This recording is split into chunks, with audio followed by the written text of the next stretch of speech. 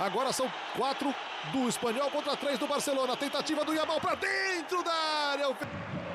Aí a tentativa da jogada ensaiada, falhou o Rashford, bola dentro, o Koundé na velocidade, vai ter espaço pro cruzamento, ele tenta o corte, tira bem a marcação, vem o cruzamento, Roberto Fernandes, para ganhar na velocidade, ele coloca na frente, Roberto Fernandes joga. Um lance que é bem interessante.